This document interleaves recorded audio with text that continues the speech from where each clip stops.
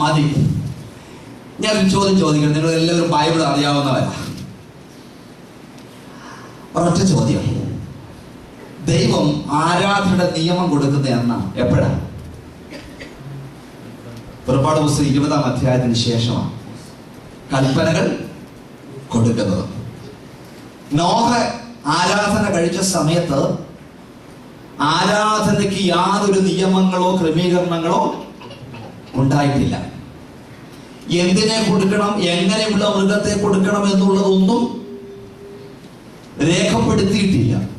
പക്ഷേ നിങ്ങൾ വായിച്ചു നോക്കിയേ, നോഹ കൊടുത്തത് ശുദ്ധിയുള്ള സകല മൃഗങ്ങളിലും ശുദ്ധിയുള്ള എല്ലാ പറവകളിലും ചിലതെടുത്ത് യാഗപീഠത്തിൽ ഹോമയാഗം അർപ്പിച്ചു.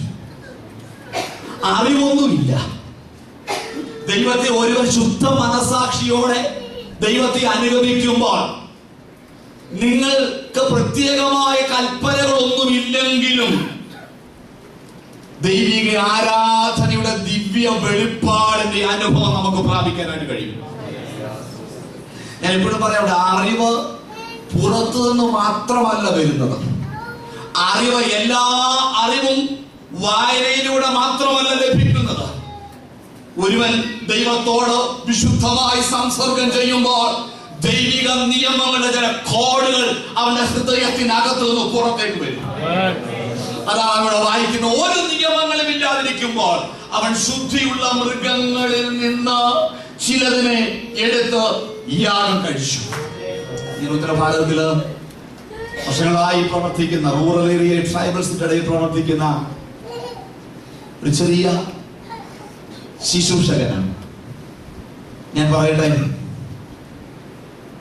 ലോകത്തിൽ ആകമാനം 2000 സംസാര ഭാഷകളുണ്ട്. ഇന്ത്യയിൽ 300 സംസാര ഭാഷയുണ്ട്.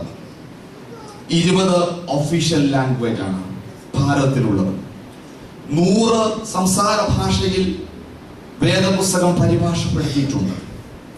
200 സംസാര ഭാഷയിൽ വേദപുസ്തകത്തിന്റെ ഒരു പ്രതി പോലും ഇല്ല. യു പിയിലെ വാരണാസിയിൽ നിന്ന് 400 കിലോമീറ്റർ ഈസ്റ്റിലുള്ള ഒരു ഗ്രാമത്തിൽ 40 വർഷങ്ങളായി ദൈവത്തെ ആരാധിക്കുന്ന ഒരു സമൂഹമുണ്ട്. അവർക്ക് ഇതുവരെ അവരുടെ ഭാഷയിൽ ബൈബിളില്ല, വേദപുസ്തകം ഒരിക്കലും വായിച്ചിട്ടില്ല. കഴിഞ്ഞ 3 മാസത്തിന് മുൻപ് ഞാൻ ആ ഗ്രാമത്തിൽ ചെന്നപ്പോൾ അത്ഭുതപ്പെട്ടു പോയി. അവിടെ വിശുദ്ധിയുടെ അളവ് കണ്ടപ്പോൾ, അവിടെ വിശുദ്ധിയുടെ ആ മാനം കണ്ടപ്പോൾ എന്റെ കയ്യിൽ 27 വേദപുസ്തകത്തിന്റെ വ്യത്യസ്ത പരിഭാഷകൾ ഇരിപ്പുണ്ട്. എന്റെ കയ്യിൽ ഇരിക്കുന്നെങ്കിലും എന്നേക്കാൾ വിശുദ്ധിയുടെ അളവിൽ അവർ ഉന്നതരായിരിക്കുകയാണ്. ഞാൻ പറയട്ടെ, വായനയിലൂടെ മാത്രമല്ല വിശുദ്ധി കിട്ടുന്നത്. ദൈവത്തെ ഉണ്മയോടെ സേവിക്കുന്ന, ദൈവത്തെ ആരാധിക്കുന്ന ഒരുവന്റെ അകത്തു നിന്ന് വിശുദ്ധിയുടെ ഒരു കവിഞ്ഞൊഴുക്കുണ്ടാകും. എന്നെ എക്സൈറ്റ് ചെയ്ത കാര്യം ഇതൊന്നുമല്ല. ഫ്രാൻസിന്റെ പെർഫ്യൂം അടിച്ചാലൊന്നും ദൈവം എക്സൈറ്റഡ് ആകത്തില്ല.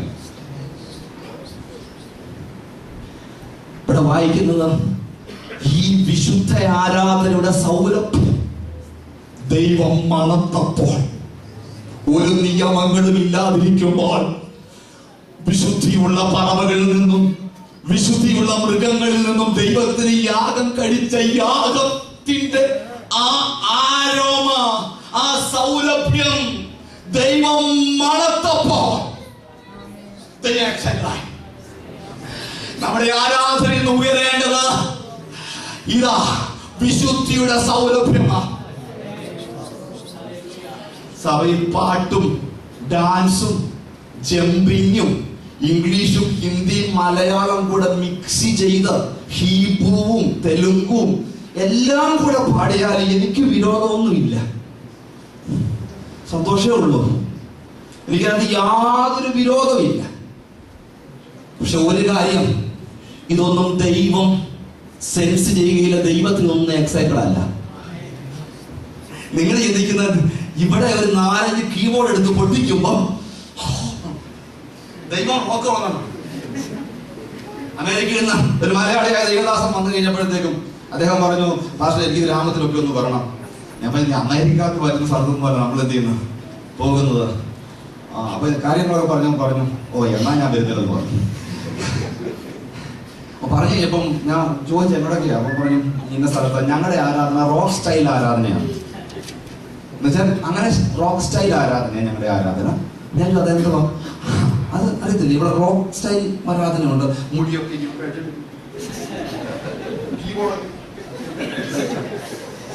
ഓടി നടന്നു കൂളിംഗ് ഗ്ലാസ് ഒക്കെ വെച്ച അത് ആരാധന.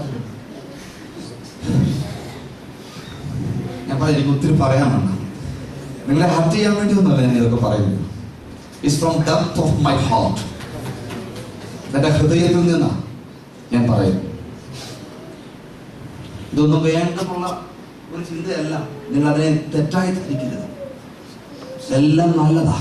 ഞാൻ എപ്പോഴും വായിക്കുന്ന 120 പുരോഹിതന്മാർ ദേവാലയത്തിൽ നിന്നുകൊണ്ട് ദൈവത്തെ ആരാധിച്ച് കാഹളമൂതിയപ്പോൾ ജനമെല്ലാം കവിളി വീണ് നിലവിളിച്ചെന്നാണ് പറയുന്നത്. അല്ലാതെ എഴുന്നേറ്റ് ഡാൻസ് ചെയ്യുന്നല്ല. ദൈവ സാന്നിധ്യം, ഇൻസ്ട്രുമെന്റ്സ് ഒക്കെ നല്ലതാ. ദൈവ സാന്നിധ്യം ഇറങ്ങി വരാത്തത്തോളം കാലം നിന്റെ ആരാധനകൾ വെറും എക്സൈറ്റ്മെന്റ് മാത്രമാ. നിന്റെ പുറത്തെ ബാഹ്യമായ മനുഷ്യന് നൽകുന്ന ഈ കിളികളാ. അതിനപ്പുറം അതൊന്നും നൽകാൻ കഴിയുകയില്ല.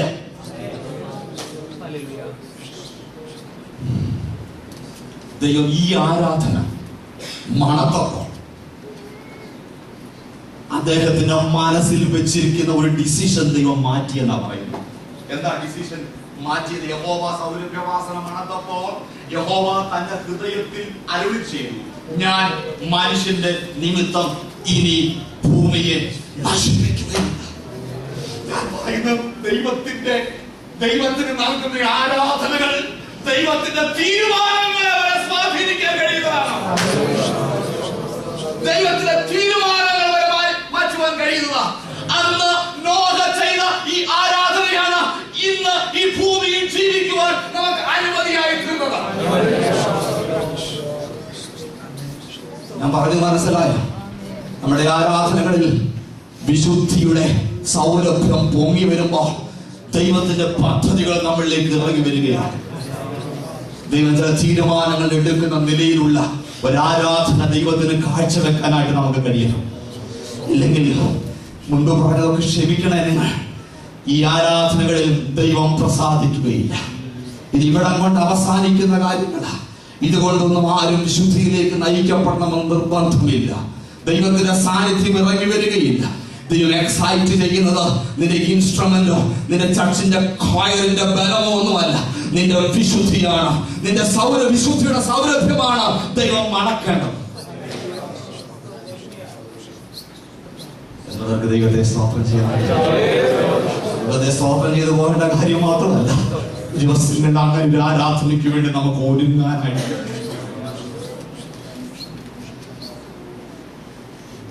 ഒരുപാട് ഭാഗം ആ ഭാഗത്ത് പറയാനുണ്ടെങ്കിലും ടൈം ഈസ് ഗോയിങ് ഫാസ്റ്റ്. വളരെ വേഗത്തിൽ സമയം പോകുകയാണ്.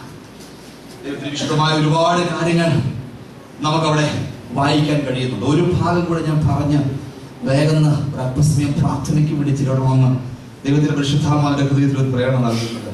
ഒരുപാട് ഭാഗങ്ങൾ നമുക്ക് ചിന്തിക്കാനായിട്ടുണ്ടെങ്കിലും വളരെ വേഗത്തിൽ ഞാൻ പോയി. പഴയ നിയമത്തിൽ ലോർഡ്സ് പ്രയർ എനിക്ക് പറയാനുണ്ട്. പ്രാർത്ഥിക്കുമ്പോൾ ആദ്യത്തെ പ്രാർത്ഥന എന്താ? ഹല്ലേലൂയ ബി ദൈ നെയിം. നിന്റെ നാമം വിശുദ്ധീകരിക്കപ്പെടണം. ആദ്യം വിശുദ്ധിയില്ല എല്ലാം ആരംഭിക്കുന്നത്. വിശുദ്ധി ഇല്ലാതെ ദൈവം നമ്മിൽ പ്രസാദിക്കുകയില്ല. പഴയ നിയമത്തിൽ കുഷ്ഠരോഗികൾക്ക് വേണ്ടി 3 അധ്യായം നീക്കി വെച്ചിട്ടുണ്ടെന്ന് അറിയാമല്ലോ. 3 ചാപ്റ്റർ കുഷ്ഠരോഗികൾക്ക് വേണ്ടി സെപ്പറേറ്റ് വെച്ചു. അതിനകത്ത് ഇതിനെ വേണ്ടി പ്രിസ്ക്രിപ്ഷൻ എഴുതുന്നതിന് മുൻപുള്ള ടെസ്റ്റിംഗ് ആണ് ഈ 3 അധ്യായം.